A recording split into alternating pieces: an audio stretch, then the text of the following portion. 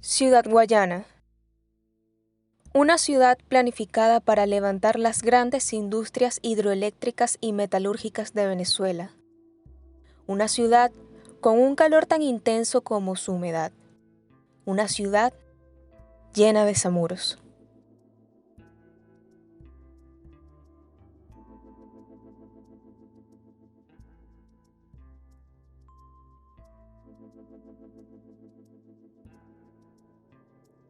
En los últimos años se ha evidenciado un notable aumento en la población de samuros en la zona de Ciudad Guayana. Sumado a ello, estos se han acercado cada vez más a las áreas urbanas. ¿Pero es el samuro un problema o el indicador de un problema? A través de la mirada de expertos en el área de biología, veterinaria, medicina, psicología y planificación ciudadana, analizaremos las causas y consecuencias que este acontecimiento pueda tener en los habitantes de la zona de Ciudad Guayana. El samuro, cuyo nombre científico es Coragyps atratus, es el buitre más común de Latinoamérica. La doctora Yoraima Lares lo define de la siguiente manera. El samuro, como biólogo uno te tiene que decir, pertenece al reino animal y al subreino Eumetazoa. ¿Cuál es ese subreino? ¿Por qué se caracterizan? Porque tiene un cuerpo simétrico. Son cordados, ¿por qué? Porque lo atraviesa la columna vertebral. Y su clase es de aves, porque son aves vertebrados con plumas. En muchos países lo llaman gallinazos, es decir, que los relacionan con las gallinas. Son aves de vuelo, son aves que vuelan a gran metros de altura. Son de la familia de los buitres, por eso es Catardisa. Y su género es Coragyps y su especie es Atratus. Entonces es el típico samuro negro que nosotros vemos comúnmente en los basureros. ¿Qué tiene de especial el samuro? Él se alimenta es un carroñero, se alimenta de carne muchas veces descompuesta. Pero el hígado segrega una cantidad de jugos o pigmentos que actúan sobre ese alimento que están consumiendo. Entonces, evitan padecer enfermedades. Ellos de sí no padecen enfermedades. Sin embargo, ¿cuál es la razón por la que el samuro ha prevalecido tanto sobre otras aves carroñeras que también hacen vida en Ciudad Guayana? Entonces, ¿qué pasa con el samuro? Bueno, tiene comida, tiene alimentos y por lo tanto se va a reproducir. El samuro es un animal gregario, es decir, que él vive en grupo, él no vive solo. Entonces es incapaz de reproducirse en mayores cantidades. Aunque no solo se trata de sus habilidades reproductivas, dentro de los factores que influyen en el desarrollo de un animal, también se encuentran el clima, la disposición del alimento y enfermedades. El caricari come también juntos, en parvada, o sea, en grupo, pero es más común ver samuro, el negro, en grupos más numerosos.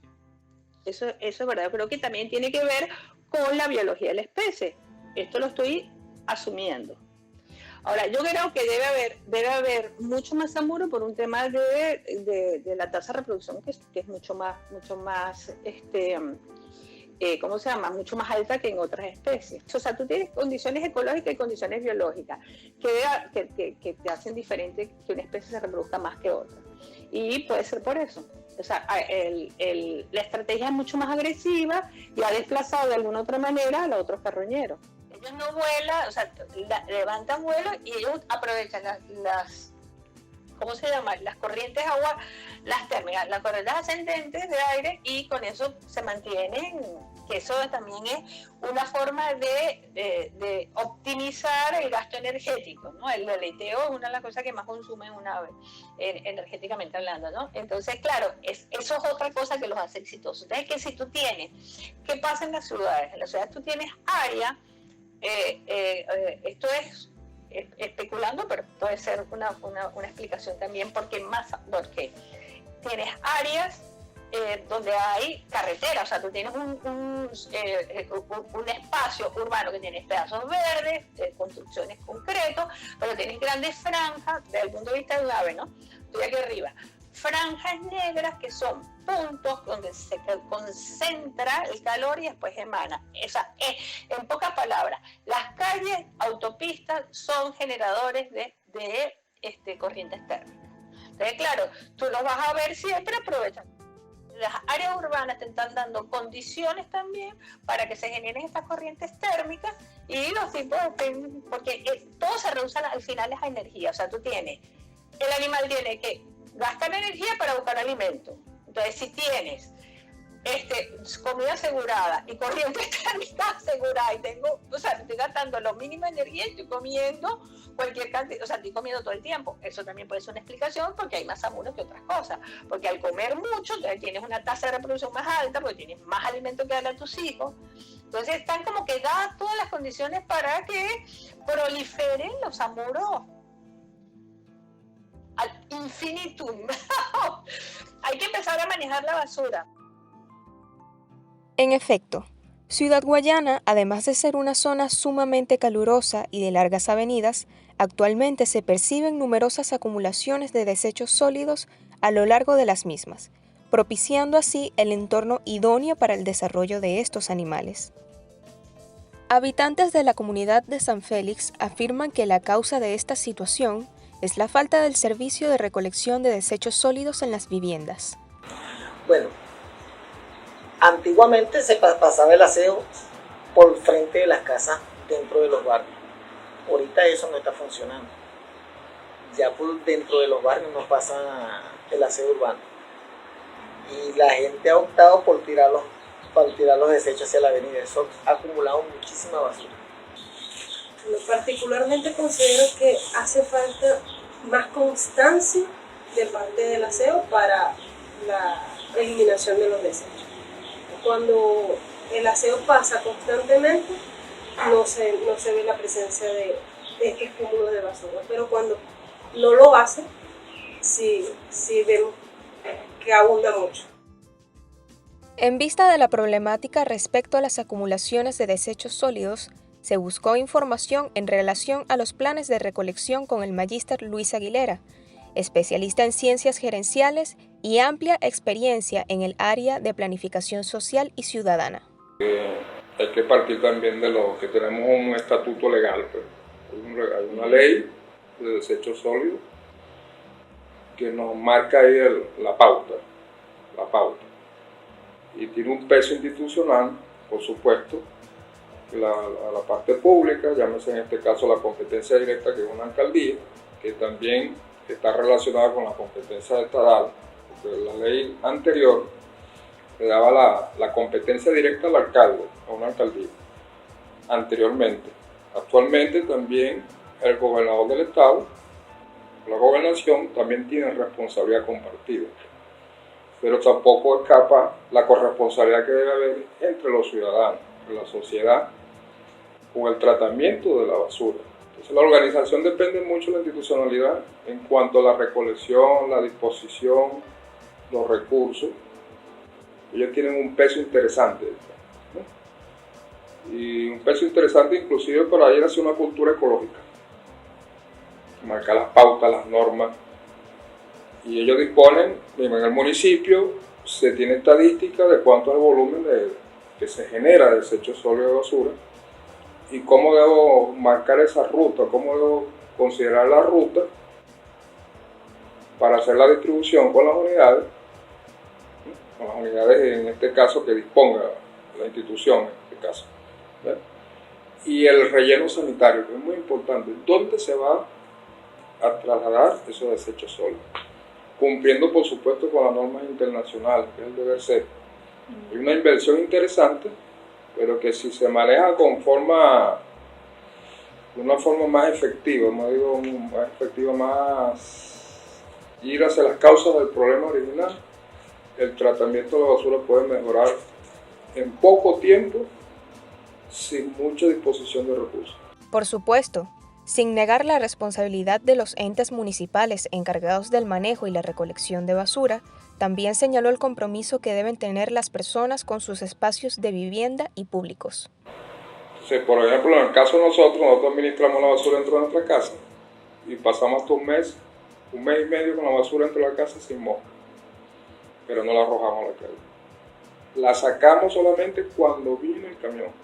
Así el camión pasa un mes o 15 días sin pasar, pero no arrojamos la basura en la casa. Eso es cultura, conciencia. Administramos nuestra basura en nuestra casa de la mejor manera para que no afecte. ¿Qué hace la gente? Bueno, vamos a mudar el problema. El camión no viene, yo voy a arrojar la basura por allá, pero yo no me voy a quedar con la basura dentro de mi casa.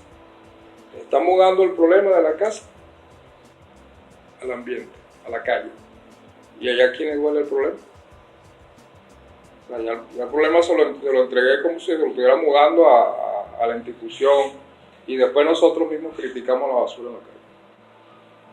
Y si cada quien recoge su basura y la guarda. Estos cúmulos de basura en las calles y avenidas cercanas a las viviendas ha significado un acercamiento de animales como el samuro, el cual se hace notar entre otros seres vivos que también frecuentan estos espacios debido a su gran tamaño.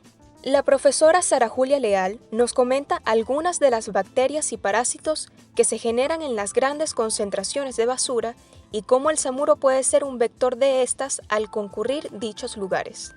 Una vez que llega a esos cabalachitos, como dijo Nay, ¿qué tienes? Tienes materia orgánica, vas a tener humedad, tienes calor, o sea, sol, humedad y materia orgánica. O sea, la combinación perfecta para que empiece a descomponerse, degradarse. ¿Y qué pasa? Hay bacterias que naturalmente tú tienes en tu cuerpo, pero que en otras condiciones se convierten se pueden convertir en enfermedades. Entonces, ¿qué bacterias ahí tú tienes? Mira, ¿qué bacterias podrías tener? La verdad que no es que sea mi tema tampoco, ¿no?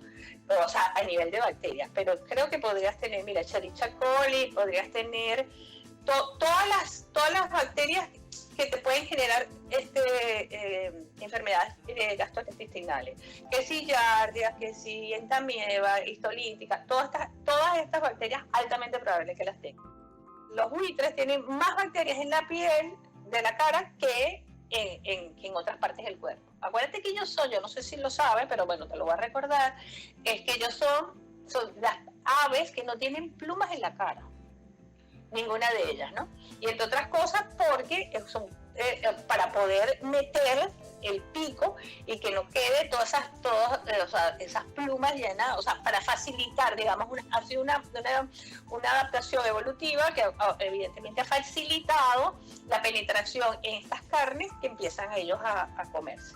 Entonces, ese poco de bacterias que tienen ahí, esas las siguen teniendo y las van moviendo por todos lados. Entonces, claro que si tú tienes este foco, digamos, más en un terreno baldío y se va moviendo por estos foquitos de la ciudad, y claro que él puede convertirse en un vector, ciertamente, como puede ser las ratas, los ratones, cucarachas, moscas y otros insectos. Porque no solamente las moscas, porque son lo más común. El médico cirujano Víctor Rumbo nos compartió su opinión en referencia a las enfermedades que podría transmitir el samuro.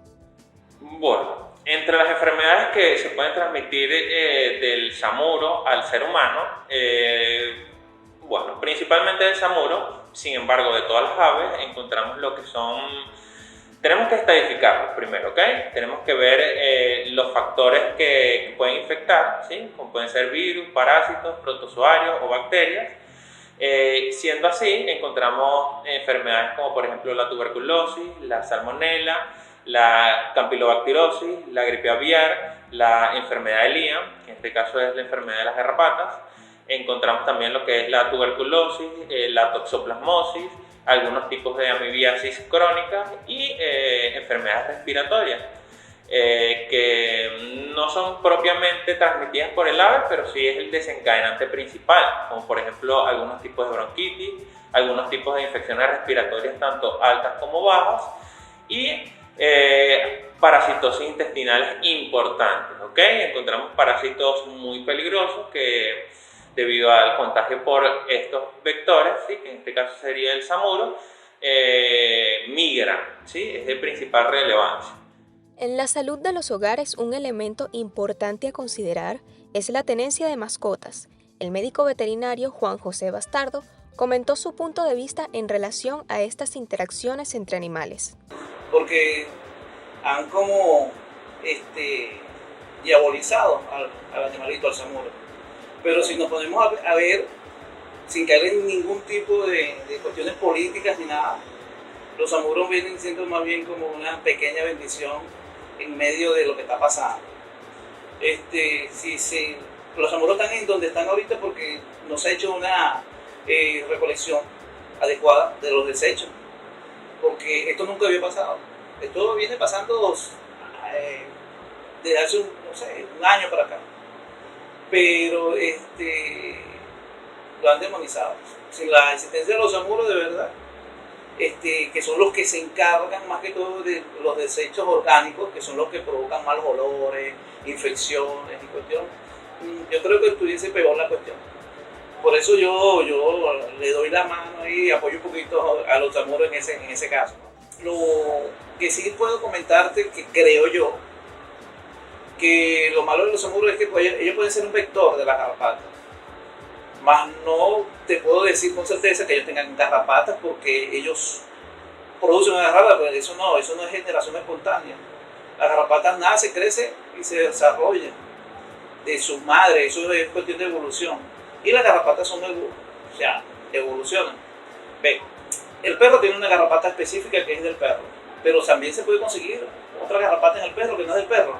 El perro de la finca donde hay ganado puede tener la garrapata del perro se llama Ricicéfilo sanguíneo, pero podemos conseguirlo en la apófilo, que es la garrapata del ganado. ¿Por qué? Porque conviven juntos. ¿Qué te quiero decir? Que la garrapata es la que se va adaptando al huésped, pero en sí, para mí no existe la garrapata del samuro. No existe, yo no lo he visto, no he investigado y alguien que me lo diga no me lo ha dicho todavía. Sino que él es un vector, pues. Tiene sangre y la garrapata se le pega. Y él actúa como un vector. El vector quiere decir es un transporte de la garrapata. El médico cirujano Víctor Rumbo coincide en la importancia de conocer el entorno de su paciente para dar el diagnóstico. Mira, nosotros establecemos la procedencia la procedencia de la garrapata principalmente con el examen físico, con el interrogatorio, debido a que si es una persona que se encuentra en un medio agrícola, que convive más que todo con animales silvestres, con samuros, o que se encuentra en lugares más alejados o en mayor tipo de riesgo de animales silvestres, como en este caso vendría siendo los botaderos, cualquier reservorio de alimentos en putrefacción, ¿sí? O que está en contacto muy a menudo con aves. Entonces nosotros sospechamos, ¿okay?, que vienen más de un tipo de ave, ¿ok? Sin embargo, si es una persona que tiene mascotas en casa, que tiene animales domésticos, que tiene perros, que tiene gatos, entonces nosotros sospechamos que vienen más que todo de un canino como tal. Sin embargo, establecer el diagnóstico de dónde viene la garrapata lo orientamos principalmente al examen físico y al interrogatorio, ¿ok? Aunque el samuro no sea propagador exclusivo de alguna enfermedad, sigue teniendo una connotación muy negativa. El psicólogo Richard Nahul explica cómo las circunstancias actuales de Ciudad Guayana pueden estar afectando el estado de ánimo de sus habitantes. De ver esto, yo tengo conversación con mucha gente, que algunas, no todas, dicen que se sienten molestas, rabiosas de caminar por las calles y toparse o ver en las jardinerías de las avenidas tanta acumulación de basura, están molestas, están desagradadas. Otras dicen estar decepcionadas. Entonces la decepción la basura no decepciona, lo que decepciona es debe haber una instancia municipal o gubernamental local que se dedique o evite que estas cosas ocurran y bueno, simplemente no se está haciendo. Entonces hay una decepción respecto a el funcionariado que tiene que ver con él. Otros dicen sentir temor. Claro, el samuro asociado a la basura, ¿no? Hay gente que se siente inseguro, que no sabe cómo andar en las calles donde hay samuro, porque no sabe qué pudiera ocurrir con este tipo de aves. Pero la mayoría sienten, digamos, como un abandono. La ciudad está abandonada, está desasistida, de que hay una percepción del ambiente, es decir, como la psicología de la buena forma. Los humanos tendemos a percibir la buena forma cuando las cosas están dentro de lo que agrada, dentro de lo que es cómodo, lo que va en contra de lo que es la anarquía, la dispersión, la entropía, el desorden. Hay una tendencia natural en nosotros a percibirlo así. Otros piensan que el samuro es una solución extraordinaria. Es más, en los anales de la historia, el samuro se buscaba el samuro para combatir las pestes, porque eran tan desaseados los ambientes en el pasado, ¿no? Que el samuro resolvía estas cosas. Ahora, no necesitamos samuro para que nos resuelvan o nos paleen el efecto de la basura en las calles. Otra creencia positiva alrededor del samuro es su consumo como alimento medicinal altamente efectivo en la cura contra el cáncer.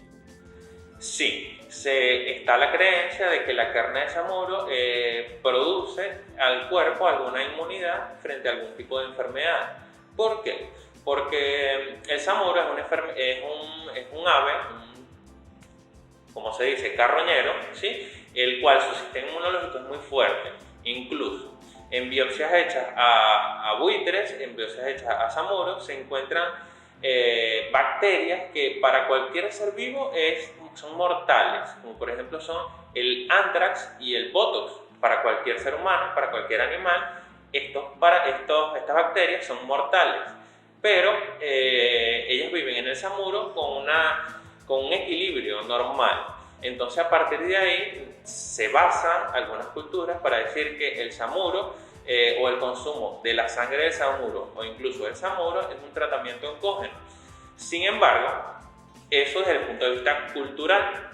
Desde el punto de vista médico, se han hecho estudios a través de los años, por mucho tiempo, para buscar cuáles son los factores positivos, cuál es el potenciamiento del sistema inmunológico y cuál es el tratamiento anti-oncógeno del consumo de samuro, y no se han encontrado resultados concluyentes.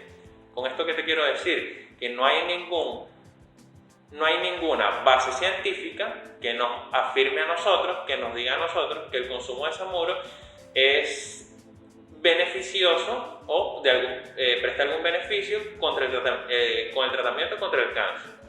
Desde mi punto de vista personal, yo no recomiendo el consumo de samuro debido a que, como te dije, hay ciertas bacterias, hay ciertos tipos de parásitos, los cuales son muy tóxicos para el ser humano y los contiene el samuro.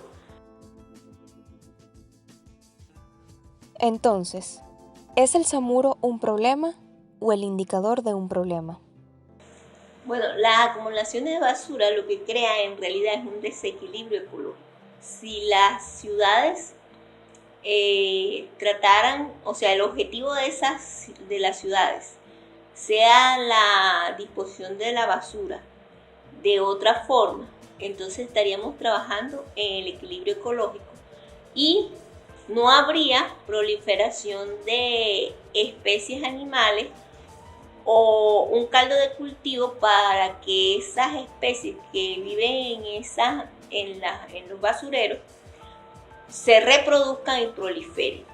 Bueno, el tema del samuro, la presencia del samuro en los grandes botaderos que hay a lo largo y ancho de todo el territorio nacional. En el caso particular en Ciudad Guayana, nosotros no veíamos los zamuros dispersos en las áreas urbanas de la ciudad.